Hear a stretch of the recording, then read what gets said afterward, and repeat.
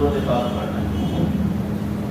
اللهم صل على محمد في أول كلامنا، اللهم صل على محمد في أوسط كلامنا، اللهم صل على محمد في آخر كلامنا۔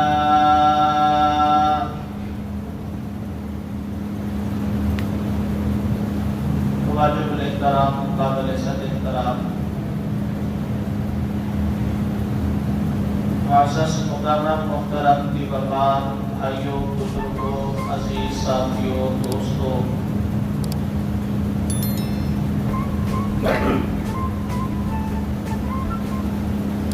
بیس رمضان المبارک، تیسرا جمعہ اس رمضان کے حوالے سے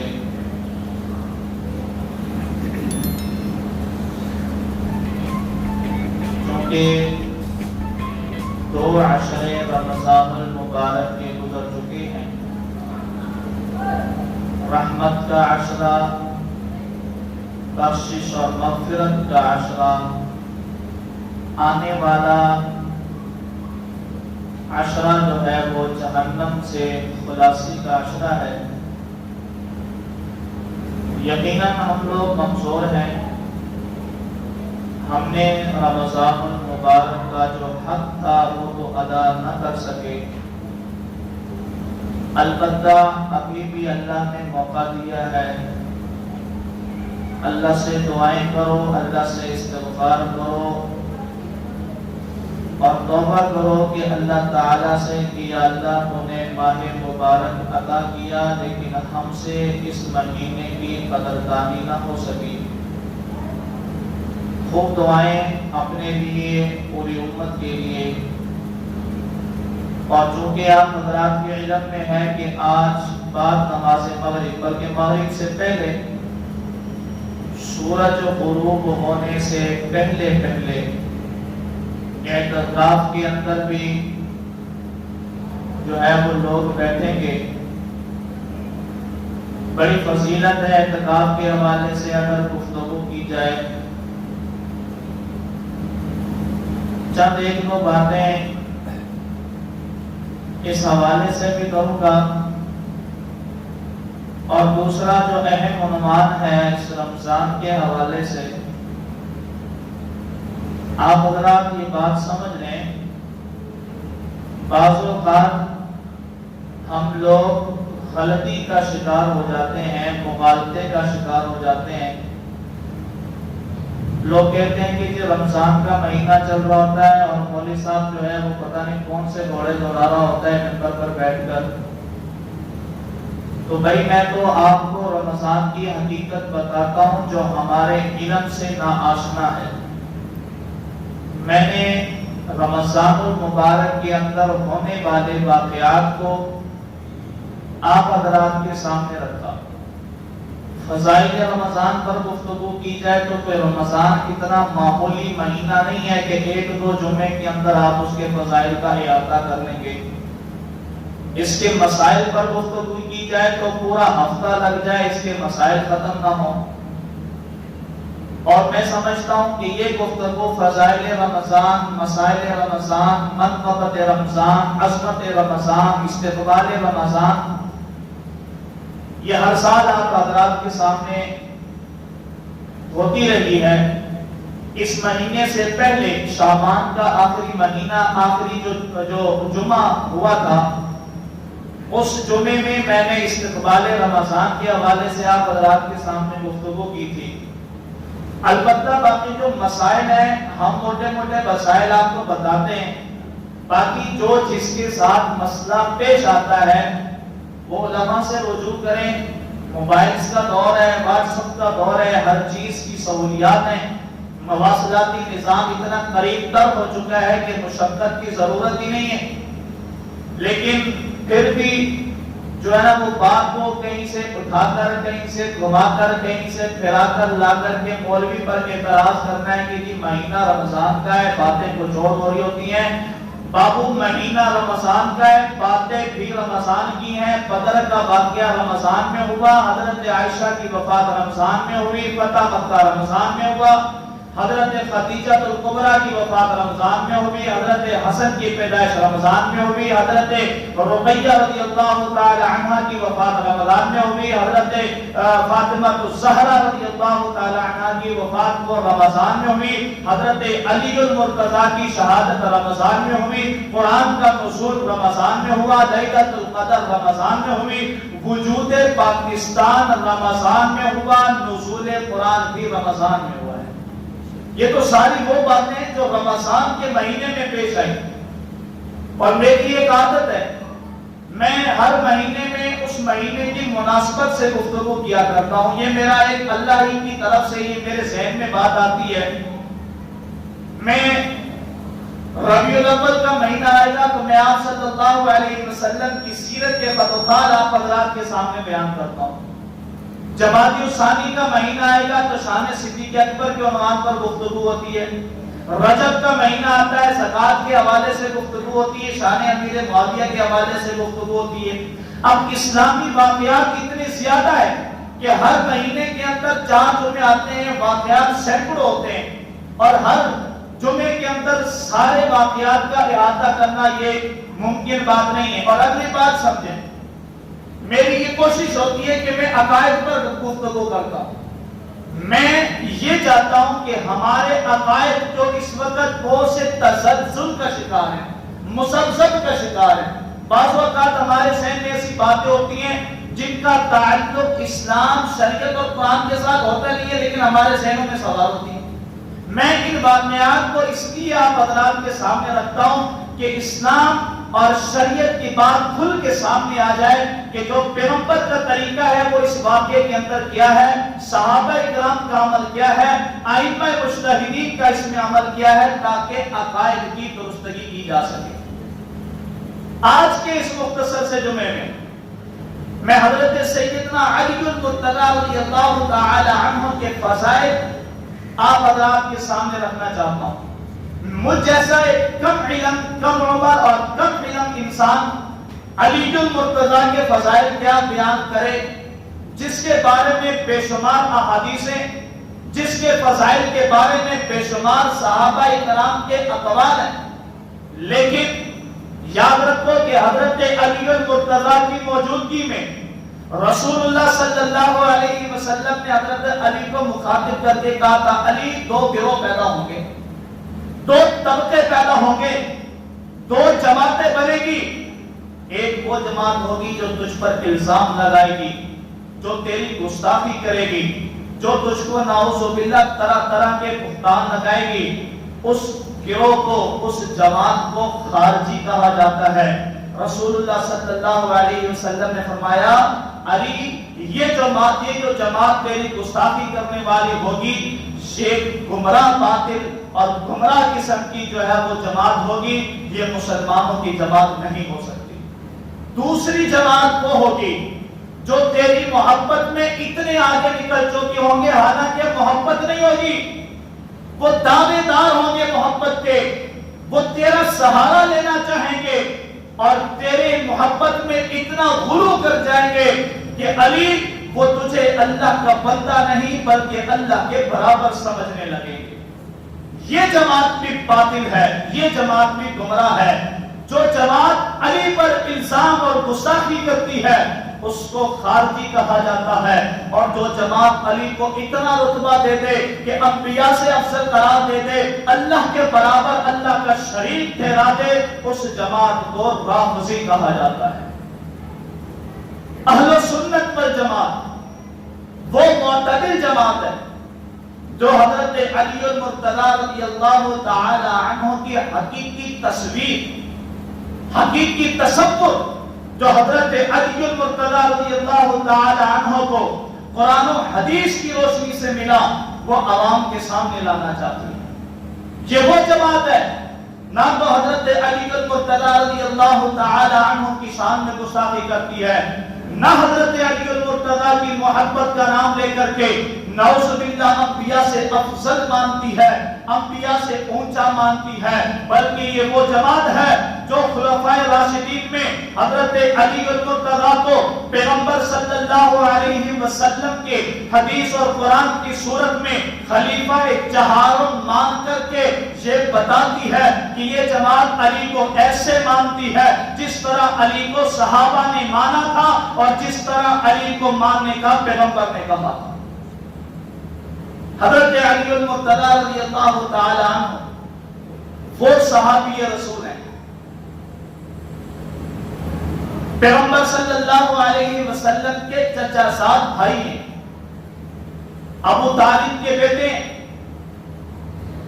علماء نے لکھا ہے ابو طالب کثیر العیال قلیل المال انسان تھے، یعنی کہ خاندان بہت تھا، خاندان کے افراد بہت زیادہ تھے، مال تھوڑا تھا، مال کی قلت تھی، اہل و عیال زیادہ تھے، مال تھوڑا تھا۔ رسول اللہ صلی اللہ علیہ وسلم نے اس کے پیش نظر حضرت علی المرتضیٰ رضی اللہ تعالی عنہ کو بچپن کی حالت میں اپنی پرورش میں لے لیا تھا۔ رسول اللہ صلی اللہ علیہ وسلم نے حضرت علی المرتضیٰ رضی اللہ تعالی عنہ کو 5 یا 6 سال کی عمر میں اپنی پرورش میں لیا، اور حضرت علی المرتضیٰ رضی اللہ تعالی عنہ کو ان کی والدہ حضرت فاطمہ بنت اسد، یہ حضرت علی المرتضیٰ رضی اللہ تعالی عنہ کی والدہ ہیں، نام ہے حضرت فاطمہ، حضرت علی کے نانے کا نام ہے اسد، فاطمہ بنت اسد۔ یہ حضرت فاطمہ رضی اللہ تعالی عنہ یہ حضرت علی المرتضیٰ کی ماں ہے۔ حضرت علی المرتضیٰ کی ماں کا نام بھی فاطمہ، حضرت علی المرتضیٰ کی بیوی کا نام بھی فاطمہ، اور حضرت عمر فاروق رضی اللہ تعالی عنہ کی بہن کا نام بھی فاطمہ۔ حضرت فاطمہ بنت اسد رضی اللہ تعالی عنہا کو رسول اللہ صلی اللہ علیہ وسلم نے جو کلمہ پڑھا کر مسلمان کیا تھا، یہ بات اہل سنت کی کتابوں میں، اہل تشریح کی کتابوں میں موجود ہے کہ حضرت فاطمہ بنت اسد کو رسول اللہ صلی اللہ علیہ وسلم نے جو کلمہ پڑھایا تھا وہ لا الہ الا اللہ محمد رسول اللہ، یہ والا کلمہ تھا۔ اہل سنت کی کتابوں میں بھی ہے اور اغیار کی کتابوں میں بھی ہے۔ حضرت علی المرتضیٰ رضی اللہ تعالی عنہ بچپن کی حالت میں رسول اللہ صلی اللہ علیہ وسلم کے پرورش میں آتے ہیں۔ بعض مقامات پر یہ بھی آتا ہے کہ جب حضرت علی المرتضیٰ رضی اللہ تعالی عنہ کی ولادت ہوئی، رسول اللہ صلی اللہ علیہ وسلم اپنے چچا کے گھر تشریف لے گئے اور مبارکباد دی اور کہا چچا سنا ہے آپ کے ہاں بیٹے کی ولادت ہوئی ہے، بیٹا پیدا ہوا ہے۔ چچا نے جواب دیا ہاں بھتیجے، اللہ نے بیٹے کی نعمت سے نوازا ہے۔ رسول اللہ صلی اللہ علیہ وسلم نے چچا سے درخواست کی چچا وہ جو بیٹا پیدا ہوا ہے آج مجھے بھی دکھاؤ نا، میں اس بیٹے کا دیدار کرنا چاہتا ہوں، میں اس بیٹے کو دیکھنا چاہتا ہوں۔ حضرت علی المرتضیٰ رضی اللہ تعالی عنہ کے والد نے حضرت علی کو اٹھایا، رسول اللہ صلی اللہ علیہ وسلم کی جھولی میں لٹایا۔ رسول اللہ صلی اللہ علیہ وسلم کی جھولی میں حضرت علی المرتضیٰ آتے ہیں۔ حضرت علی المرتضیٰ نے جو آنکھیں کھولی ہیں، حضرت علی المرتضیٰ نے آنکھیں کھولنے کے بعد جس چہرے پر نظر ڈالی ہے وہ چہرہ محمد عربی صلی اللہ علیہ وسلم۔ سبحان اللہ۔ حضرت علی المرتضیٰ رضی اللہ تعالی عنہ رسول اللہ صلی اللہ علیہ وسلم کی پرورش میں ہیں۔ بچپن کی حالت میں رسول اللہ صلی اللہ علیہ وسلم کے گھر میں علی پرورش پا رہے ہیں۔ میں نے کہا حضرت علی المرتضیٰ کا مقام اتنا بلند ہے، حضرت علی المرتضیٰ کا مقام اتنا اعلیٰ ہے، حضرت علی المرتضیٰ کا مقام اتنا اونچا ہے۔ حضرت علی کے زندگی کے اسلوب سیکھے ہیں، رسول اللہ کے کے گھر میں سیکھے ہیں. حضرت علی نے جہاد سیکھا, رسول اللہ کے گھر سے سیکھا. حضرت علی نے تربیت حاصل کی, رسول اللہ کے گھر سے حاصل کی. حضرت علی نے جناب سخاوت سیکھی, رسول اللہ کے گھر سے سیکھی. بہادری سیکھی, رسول اللہ کے گھر سے سیکھی. شجاعت سیکھی, رسول اللہ کے گھر سے سیکھی. صداقت سیکھی, رسول اللہ کے گھر سے سیکھی. امانت سیکھی, رسول اللہ کے گھر سے سیکھی. حضرت علی بن مرتضیٰ نے لڑنے کے طریقے سیکھے, رسول اللہ کے گھر سے سیکھے. حضرت علی بن مرتضیٰ نے جہاد کی مشقیں سیکھی, رسول اللہ کے گھر سے سیکھی. یہ وہ علی تھا, یہ وہ علی تھا جس کو تربیت دینے والے جناب محمد رسول اللہ صلی اللہ علیہ وسلم ہے. پھر چشم و فلک نے وہ منظر بھی دیکھا کہ غزوہ خندق کے موقع پر حضرت علی المرتضیٰ میدان میں اترتے ہیں. دوسری جانب سے عمر بن عوف 110 سال کی عمر کا لیکن پہلوان ہے, بڑے اونچے قد والا ہے, بڑا پہلوان ہے, عرب کی تاریخ میں پہلوان ہے. حضرت علی المرتضیٰ اترتے ہیں, ادھر سے عمر بن عوف اترتا ہے. رسول اللہ نے علی کو کہا, علی کو نے اس سے مقابلہ کرنا ہے. وہ عمر بن عوف غرور میں آ کر کے پکارتا ہے کہ علی کو چھوڑ دو, کسی پہلوان کو بھیجو. علی نے کہا آنا مقابلہ کرنا, میں وہ علی ہوں جس نے تربیت رسول اللہ کے گھر میں پائی ہے. میں وہ علی ہوں جس نے تلوار چلانا رسول اللہ سے سیکھی ہے. میں وہ علی ہوں جس نے مقابلہ رسول اللہ کے گھر سے سیکھا ہے. میں وہ علی ہوں جس نے پہلوانی رسول اللہ کے گھر سے سیکھی ہے. چنانچہ مقابلہ ہوتا ہے. حضرت علی المرتضیٰ تلوار اٹھاتے ہیں اور وہ علی ہے جس کی تلوار ٹوٹ جاتی ہے, کافروں کی گردنیں اڑتی رہتی ہیں, لیکن علی کی بازو قوت میں کوئی فرق نہیں پڑتا. علی المرتضیٰ میدان میں اترے ہیں اور اس عمر بن عوف کی گردن پر وار کیا ہے, اس کو ڈھیر کر دیا ہے, لیکن وہ گرے ہیں اور گرتے گرتے ایک بات کہتے ہیں, اپنے کمانڈر کو بلا کر کے کہتے ہیں عرب والوں یاد رکھنا, محمد کے پہلوانوں سے کبھی مقابلہ نہ کرنا. میں عرب کا طاقتور ترین پہلوان تھا لیکن محمد کے چھوٹے سے شیر نے مجھے گرا دیا ہے. سبحان اللہ. یہ وہ علی ہے, یہ وہ ولی ہے, یہ وہ علی ہے.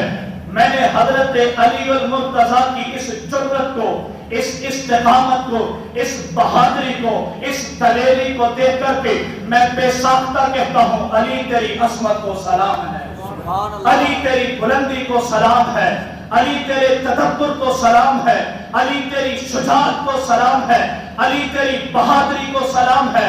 علی علی ہے, علی ولی ہے, علی حق کا امام ہے. یہی وہ علی ہے. غزوہ احد کے موقع پر رسول اللہ صلی اللہ علیہ وسلم نے جب کفار مل مل کر گروہ گروہ ہو کر کے جتھے کی صورت میں رسول اللہ صلی اللہ علیہ وسلم پر حملہ آور ہو رہے تھے, حضرت علی فرماتے ہیں میں کھڑا تھا, اتنے میں رسول اللہ صلی اللہ علیہ وسلم نے آواز دی تعال تعال ادھر آؤ. میں گیا, رسول اللہ صلی اللہ علیہ وسلم علی یہ جو جماعتوں کی جماعتیں بن کر کے آ رہی ہیں ان کو مجھ سے دور ہٹاؤ. حضرت علی المرتضیٰ صاحب ذوالفقار تھے, علی کی تلوار ایسی چلتی تھی, خدا کی قسم ہے جب علی کی تلوار میدان میں اترتی تھی تو کافروں کی کھوپڑیوں کے انبار لگ جایا کرتے. کیوں کہ علی نے تلوار چلانا نبی کے گھر سے سیکھا ہے. حضرت علی المرتضیٰ فرماتے ہیں میں نے تلوار نکالی, ایک گروہ آیا میں نے اس کو ہٹا دیا, دوسرا گروہ آیا میں نے اس کو بھی ہٹا دیا, تیسرا گروہ آیا میں نے اس کو بھی ہٹا دیا. میری اس جرأت کو, اس بہادری کو, استقامت کو, میری دلیری کو, میرے مقابلہ کرنے کو دیکھ کر کے رسول اللہ صلی اللہ علیہ وسلم بے ساختہ بول پڑے, فرمایا علی انت منی وانا منکا, علی تو مجھ سے ہے میں تجھ سے ہوں. سبحان اللہ. رسول اللہ صلی اللہ علیہ وسلم نے یہ جملہ فرما کر ایک بڑا مسئلہ حل کر دیا. رسول اللہ نے فرما دیا علی تو مجھ سے ہے میں تجھ سے ہوں, جو میرا ہے وہ تیرا ہے, جو مجھ سے محبت کرے گا وہ تجھ سے محبت کرے گا, جو مجھ سے پیار کرے گا وہ تجھ سے پیار کرے گا, جو مجھ سے الفت رکھے گا وہ تجھ سے الفت رکھے گا. علی جس سے میں پیار کروں گا اسے تو پیار کرے گا, جس سے میں محبت کروں گا اسے تو محبت کرے گا, جس کو میں اپنا بناؤں گا اس کو علی تو بھی اپنا بنائے گا. ہم نے دیکھا رسول اللہ صلی اللہ علیہ وسلم نے یہ جملہ کہا، تاریخ نے وہ منظر بھی دیکھا، ابھی رسول اللہ خاموش ہی ہوئے تھے، جبرائیل آسمان سے اتر آئے، آ کر کے کہا یا رسول اللہ آج جو آپ نے جملہ کہا ہے مجھے اتنا پسند آیا، اتنا پسند آیا، آپ نے یہ کہہ دیا کہ میں علی سے ہوں، علی مجھ سے ہے، جو مجھ سے تعلق رکھے گا وہ علی سے تعلق رکھے گا، جو مجھ سے یارانہ کرے گا وہ علی سے یارانہ کرے گا، جو مجھ سے محبت رکھے گا وہ علی سے محبت رکھے گا۔ جبرائیل نے کہا یا رسول اللہ پھر میرا بھی جملہ سن لیجئے، آپ نے کہہ دیا علی کے بارے میں کہہ دیا انت منی وانا منکا، علی مجھ سے ہے میں علی سے ہوں، پھر جبرائیل بھی کہتا ہے وانا منکما، یا رسول اللہ میں وہ جبرائیل ہوں جو علی سے بھی محبت رکھتا ہوں، آپ سے بھی محبت رکھتا ہوں۔ غزوہ احد کے موقع پر حضرت علی اور مرتضی رضی اللہ تعالی عنہ کو یہ تمغہ ملا کہ جس کے لیے رسول اللہ نے فرما دیا ہو کہ میں علی سے ہوں، علی مجھ سے ہے، بتاؤ اس سے بڑی سعادت کوئی ہو سکتی ہے؟ رسول اللہ صلی اللہ علیہ وسلم جب صحابہ ہجرت کر کے مکہ سے مدینہ آ رہے تھے، اس وقت صحابہ جو ہجرت کر کے آ رہے تھے خستہ حال تھے، ان کے پاس آمدنی نہیں تھی، مدینے میں ان کے لیے کوئی جگہ، کوئی زمینیں، کوئی گھر نہیں تھے، تو رسول اللہ صلی اللہ علیہ وسلم نے وہاں اخوت اور بھائی چارگی کا وہ درس دیا، وہ مثال قائم کی جس کو قرآن بھی بیان کرتا ہے۔ سورہ حشر کے اندر قرآن مجید نے ان انصار کی وہ صفات بیان کی ہیں، للفقراء المهاجرين الذين اخرجوا من ديارهم واموالهم يبتغون فضلا من الله ورضوانا وينصرون الله ورسوله اولئك هم الصادقون والذين تبوأوا الدار والايمان من قبلهم يحبون من هاجر اليهم ولا يجدون في صدورهم حاجة مما اوتوا ويؤثرون على انفسهم ولو كان بهم خصاصة۔ یہ وہ صفات ہیں مہاجرین کی کہ جب وہ مہاجرین جو یہ انصار کی صفات ہے کہ جب یہ انصار مہاجرین کو آتا دیکھتے تھے، جب ان کو اپنا مال دیتے تھے، تو قرآن کہتا ہے کہ جب یہ مال دیتے تھے، ان مال دینے کی وجہ سے انصار کے دلوں میں تنگی محسوس نہیں ہوتی۔ قرآن نے انصار کے دلوں کے راز بھی بتائے ہیں، نبی کے صحابہ کے راز قرآن بیان کرتا ہے۔ یہ مال دیتے ہیں، ہم کسی کو مال دیتے ہیں، ایک مرتبہ خوشی سے دے دیتے ہیں، دوسری مرتبہ تھوڑی خوشی کم ہوتی ہے، تیسری مرتبہ منہ بن جاتا ہے، دوسری مرتبہ منہ پھیر لیتے ہیں، پانچویں مرتبہ پھٹ پڑتے ہیں، یار تو نے تو عادت ہی بنا لی ہے، تو بھکاری بن گیا ہے، تو جہاں دیکھتا ہے روک لیتا ہے۔ دل میں بات منہ سے نہ بھی کہو تو دل میں پیدا ہوتی ہے، لیکن یہ انصار جو مہاجرین کو دے رہے ہیں، اللہ ان کی گارنٹی دے رہا ہے، یہ جتنا بھی مال دیتے ہیں رسول اللہ کے حکم سے دیتے ہیں، اپنی خوشی سے دیتے ہیں۔ جب یہ مال دیتے ہیں ان کے دلوں میں کوئی تنگی اور آر محسوس نہیں ہوا۔ اللہ کے نبی نے وہاں ایک سیٹ اپ بنایا، ایک انصار کو ایک مہاجر دے دیا، یہ تیرا بھائی ہے، تو نے اس کو اپنے ساتھ رکھنا ہے، اپنی تجارت میں اس کو اپنا معاون بنانا ہے، تمہاری اگر کھیتی باڑی ہے تو اس کو اپنے ساتھ رکھنا ہے، خرچہ لین دین اپنے ساتھ کرنا ہے۔ اب یہ ایک ایک کر کے سارے تقسیم ہو رہے ہیں، سارے تقسیم ہو گئے، تو اس کے ساتھ، تو اس کے ساتھ، تو اس کے ساتھ، اپنے مال میں، اندر کاروبار میں، تجارت میں، سب یہ شریک کر دیے، سارے تقسیم ہو گئے۔ حضرت علی فرماتے ہیں میں اکیلا بچ گیا۔ میں نے دیکھا رسول اللہ صلی اللہ علیہ وسلم کو، میں نے کہا یا رسول اللہ سارے تقسیم کر دیے، سب کے بھائی بنا دیے، سب کو ایک دوسرے کا بھائی بنا دیا، یا رسول اللہ میں اکیلا رہ گیا، میرا بھائی کون ہے؟ مجھے کس کے ساتھ شمار کرو گے؟ مجھے کس کا ساتھ دو گے؟ مجھے کس کے ساتھ رکھنا پسند کرو گے؟ حضرت علی المرتضیٰ نے یہ پیغمبر کی دربار میں پیغمبر کے سامنے یہ درخواست رکھی، خدا کی قسم ہے جاؤ تاریخ کی کتابیں اٹھا لو، احادیث کی کتابیں اٹھا لو، حضرت علی المرتضیٰ نے یہ لفظ کہا، رسول اللہ صلی اللہ علیہ وسلم نے حضرت علی المرتضیٰ کا ہاتھ پکڑ کے اس وقت کے اعلان کر دیا کہ علی نے اس کو اس کا بھائی بنایا، اس کو اس کا بھائی بنایا، اس کو اس کا بھائی بنایا، میں نے مکہ والوں کو مدینہ والوں کا بھائی بنایا، میں نے جناب انصار کو مہاجر کا بھائی بنایا، مہاجر کو انصار کا بھائی بنایا۔ علی انت اخی فی الدنیا والآخرہ، علی تو میرا بھائی ہے، دنیا میں بھی آخرت میں بھی میرا۔ علی میں نے سب کے بھائی بنا دیے، تو بچ گیا ہے، تو میرا بھائی ہے اور آج سے نہیں ہے۔ علی جب تو چھوٹا تھا تب بھی میرا بھائی تھا، جب تو پرورش کر رہا تھا تب بھی میرا بھائی تھا، جب تو تربیت حاصل کر رہا تھا تب بھی میرا بھائی تھا، جب تو نے ہجرت کی رات میرا بستر سنبھالا تھا اس وقت بھی علی تو میرا بھائی تھا۔ رسول اللہ صلی اللہ علیہ وسلم جسے اپنا بھائی کہیں وہ علی المرتضیٰ ہے۔ رسول اللہ صلی اللہ علیہ وسلم جسے یہ کہیں کہ میں علی سے ہوں، علی مجھ سے ہے، یہ تمغہ حضرت علی المرتضیٰ رضی اللہ تعالی عنہ کو ملتا ہے۔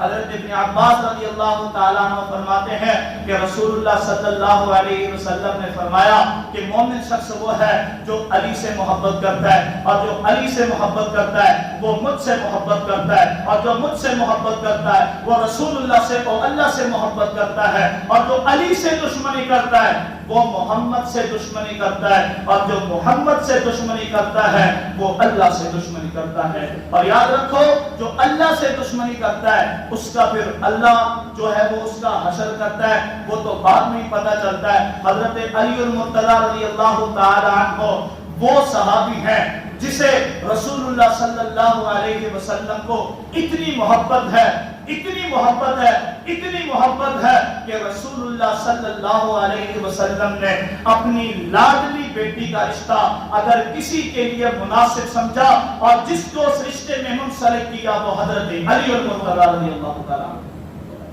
بے شمار احادیث ہیں، بے شمار احادیث ہیں۔ حضرت عائشہ صدیقہ رضی اللہ تعالیٰ عنہ فرماتی ہیں کہ سیدنا ابو بکر صدیق رضی اللہ تعالیٰ عنہ بڑے غور سے بڑی نظروں کو جمع کر کے ٹکٹکی باندھ کر کے حضرت علی کے چہرے کی طرف دیکھا کرتے تھے، حضرت علی المرتضیٰ کے چہرے کی طرف حضرت ابو بکر دیکھتے ہیں اور بڑی محبت کی نگاہوں سے دیکھتے ہیں اور بڑے پیار کی نگاہوں سے دیکھتے ہیں اور بڑے جھوم جھوم کر دیکھتے ہیں۔ ایک دن حضرت عائشہ فرماتی ہیں میں نے ابا سے سوال کیا، ابا سے میں نے کہا کیا معاملہ ہے، کیا ماجرا ہے؟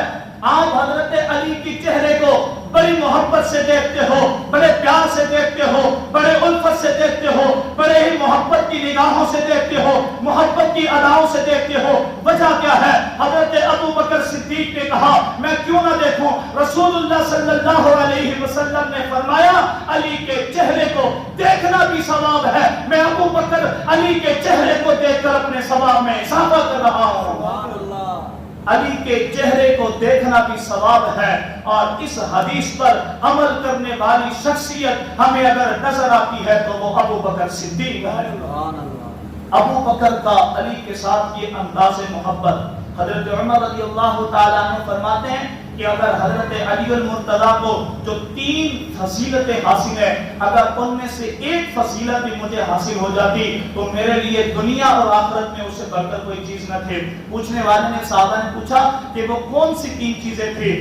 حضرت عمر رضی اللہ تعالی عنہ نے کہا ایک تو یہ کہ رسول اللہ صلی اللہ علیہ وسلم نے اپنی بیٹی حضرت علی المرتضیٰ رضی اللہ تعالی عنہ کو دی، یہ حضرت علی کی بڑی فضیلت ہے۔ دوسری بات یہ ہے کہ رسول اللہ صلی اللہ علیہ وسلم نے ان دونوں کو اپنے پاس رکھا ہے، یہ بھی ان کی بڑی فضیلت ہے۔ حضرت علی المرتضیٰ کی تیسری فضیلت یہ ہے کہ رسول اللہ صلی اللہ علیہ وسلم کے گھر میں پرورش پائی ہے۔ یہ حضرت علی المرتضیٰ رضی اللہ تعالیٰ عنہ، حضرت بہت سارے صحابہ نے دیگر اقوال بھی نقل کیے ہیں حضرت علی المرتضیٰ رضی اللہ تعالیٰ عنہ کو لے کر کے رسول اللہ صلی اللہ علیہ وسلم کے فرامین کے مطابق اہل سنت والجماعت یہ وہ معتدل جماعت ہے جو حضرت علی المرتضیٰ کو جس طرح رسول اللہ صلی اللہ علیہ وسلم نے حضرت علی المرتضیٰ رضی اللہ تعالی عنہ کی شخصیت کو واضح کیا تھا، یہ اسی طرح حضرت علی المرتضیٰ رضی اللہ تعالی عنہ کو مانتی ہے، یہ حضرت علی کو امام بھی مانتی ہے، یہ حضرت علی کو پیشوا بھی مانتی ہے، یہ حضرت علی کو رہبر بھی مانتی ہے، یہ حضرت علی کو رہنما بھی مانتی ہے، یہ حضرت علی المرتضیٰ کو امام بھی مانتی ہے، یہ حضرت علی کو خلیفہ بھی مانتی ہے، یہ حضرت علی کو عادل بھی مانتی ہے، یہ حضرت علی کو صاحب بھی مانتی ہے، یہ حضرت علی کو متقی بھی مانتی ہے۔ اور کیوں کہ اس لیے کہ حضرت علی المرتضیٰ ہے ہی ان صفات کے حامل ہیں، یہ وہ علی ہے جنہیں حیدر کرار کہا، یہ وہ علی ہے جنہیں مرتضیٰ کا لقب ملا، یہ وہ علی ہے جنہیں اسد اللہ الغالب کا لقب ملا، یہ وہ علی ہے جو حضرت فاطمہ کے شوہر بنے، یہ وہ علی ہے جو حسنین کے ابا بنے، یہ وہ علی ہے جو حضرت محمد مصطفیٰ کے ویر بنے، یہ وہ علی ہے جو حضرت ابو بکر کے وزیر بنے، یہ وہ علی ہے جو حضرت عمر کے وزیر بنے، یہ وہ علی ہے جو حضرت عثمان کے دور میں چیف جسٹس بنے، یہ وہ علی ہے جو حضرت امیر معاویہ کے بھائی بنے، یہ وہ علی ہے جو بہادری میں ہے، یہ علی ہے جو جرأت مند ہے، علی بہادر ہے، علی جرأت مند ہے، علی باوفا ہے، علی باحیا ہے، علی باکمال ہے، علی بالکمال ہے، علی دلیر ہے، علی بہادر ہے، علی غازی ہے، علی قرآن کا قاری ہے، علی نوازی ہے، علی جرأت ہے، علی بہادری ہے، علی پاکیزگی ہے، علی طہارت ہے، علی بلندی ہے، علی عروج ہے، علی کمال ہے، علی شباب ہے، علی خوبصورت ہے، علی خوبصیرت ہے، علی باغ ہے، علی چمن ہے، علی پھول ہے، علی گل ہے، علی پھول ہے، علی باغ ہے، علی خوشبو ہے، علی ایمان ہے، علی ایمان ہے، علی نصریہ ہے، علی سوچ ہے، علی خیال ہے، علی تصورات ہے، علی میرے دل کی دھڑکن ہے، علی امام ہے، علی عادل ہے، علی خلیفہ ہے، علی ہمارا ہے، علی ہمارا ہے، علی وہ ہے کہ جس کا انتخاب ابو بکر کرے، علی وہ ہے جس کا انتخاب عمر کرے، علی وہ ہے جس کا انتخاب حضرت عثمان کرے، علی وہ ہے۔ تو پھر میں کہنا چاہتا ہوں علی ہمارے ایمان کا حصہ ہے۔ علی ہمارے ایمان کا حصہ ہے کہ نہیں ہے؟ ہمارے ایمان کا حصہ ہے کہ نہیں ہے؟ آؤ میں بھی یہ کہنا چاہتا ہوں علی کو ماننے والی اگر کوئی جماعت ہے، اہل سنت والجماعت، یہ وہ واحد جماعت ہے جو علی المرتضیٰ کو مانتی ہے۔ اور آج 20 رمضان ہے، جیسا کہ میں نے شروع میں آپ حضرات کے سامنے یہ بات رکھی کہ آج اعتکاف بھی ہوگا۔ آپ حضرات اعتکاف کی فضائل سنتے رہتے ہیں۔ رسول اللہ صلی اللہ علیہ وسلم نے فرمایا جس نے اللہ کی رضا کے لیے اعتکاف کیا اور اللہ کی رضا ہی اس کو مقصود تھی، اللہ اس کو 2 حج اور 2 مقبول عمروں کا ثواب عطا فرمائے۔ اتنی بڑی فضیلت ہے اعتکاف کی۔ اور ایک اور فضیلت ہے کہ جو شخص اعتکاف کرتا ہے اور اعتکاف کے اندر اعتکاف کے تمام آداب کی رعایت کرتا ہے، اللہ رب العزت اس کے درمیان اور جہنم کے درمیان 3 خندقوں کا فاصلہ قائم کر دیتے ہیں، اور فرمایا ایک خندق کا فاصلہ اتنا ہے جتنا زمین و آسمان کا فاصلہ ہے۔ 3 خندقوں کا فاصلہ۔ تو آپ حضرات سے یہ بھی گزارش ہے کہ تمام ساتھی بیٹھے وہ جو اعتکاف کے جو ہے نا وہ آداب کو بجا لائیں۔ بعض اوقات ہم اعتکاف میں بیٹھ جاتے ہیں، 4-4 5-5 لڑکے جو گھر سے ٹرل ہوتے ہیں یا گھر سے گھر والے ان سے تنگ ہوتے ہیں یا مسجد میں بیٹھ جاتے ہیں اعتکاف میں۔ اب جناب امام صاحب رات کو گھر پہ گئے، نیچے سے جناب شور شرابہ، فضول باتیں، ادھر ادھر کی دنیاوی لغویات، تو پھر اعتکاف کا کوئی فائدہ نہیں ہے۔ میں اعتکاف کی مثال دیا کرتا ہوں کہ کوئی بندہ کسی گلی میں 7 چکر مارے، 8 چکر مارے، بھکاری ہو، بھیک مانگتا ہو، لیکن کوئی دینے والا نہ ہو، لیکن وہ ایک کے دروازے پر جا کر بیٹھ جائے اور یہ نیت کر لے اس سے تو میں بھیک نکلوا کے چھوڑوں گا۔ میرا وجدان یہ کہتا ہے کہ جس کے چوکھٹ پر، جس کے دروازے پر وہ جا کر بیٹھ جائے گا، میرا وجدان کہتا ہے وہ بڑے سے بڑا کنجوس کیوں نہ ہو، وہ بڑے سے بڑا غریب کیوں نہ ہو، اس کے پاس 1 روپیہ کیوں نہ ہو، لیکن وہ بھکاری کو دیکھے گا کہ اب یہ چوکھٹ پکڑ کر بیٹھ گیا ہے، اب نہیں اٹھے گا، وہ کچھ نہ کچھ اس کو دے کر کے روانہ کرے گا۔ یہی مثال اعتکاف والے کی ہے کہ 5 وقت نماز تو پڑھنے آتا ہے لیکن مانگنے میں کمزوری ہے، مانگنے کا طریقہ نہیں آتا، اللہ سے تعلق نہیں ہوتا۔ اب وہ کیا کرتا ہے، وہ 10 دن کی نیت کر کے اللہ کی چوکھٹ پر بیٹھ جاتا ہے، اللہ کے دروازے پر بیٹھ جاتا ہے اور نیت کرتا ہے کہ میں نے اپنے تمام معاملات ان 10 دنوں کے اندر اللہ سے حل کروانے ہیں۔ میرا وجدان یہ کہتا ہے کہ جب ایک دنیا کا گرا پڑا آدمی ایک بھکاری کو خالی واپس نہیں کرتا تو وہ شہنشاہ جو بادشاہوں کا بادشاہ ہے اور جس کے قبضہ قدرت میں دنیا اور زمانے کے خزانے ہیں، وہ ایک اپنے بندے کو کیسے خالی ہاتھ واپس کیسے بھیج سکتا ہے؟ تو نیت کرو کہ ہم اعتکاف میں بیٹھیں گے محض اللہ کی رضا کے لیے، اللہ کی خوشنودی کے لیے۔ اور ایک بات آخر میں عرض کر دوں، جب اعتکاف سے اٹھو تو مسجد سے پاؤں نکالتے وقت یہ ارادہ نہ کیا کرو کہ اب مسجد سے نکل گئے ہیں، اب جا کر کے دوبارہ گناہوں میں لت پت ہو جائیں، اب وہی پرانی روٹین شروع کر لیں۔ نانا والا، اپنے اندر کو بدلنے کی کوشش کرو، اپنے آپ کو بدلنے کی کوشش کرو۔ 10 دنوں میں اتنی محنت کرو کہ تمہارے یہ 10 دنوں کے اثرات 11 مہینے 20 دن تک تو کم از کم چلیں۔ اللہ رب العزت ہم سب کو عمل کی توفیق عطا فرمائے۔ وما علینا الا البلاغ المبین۔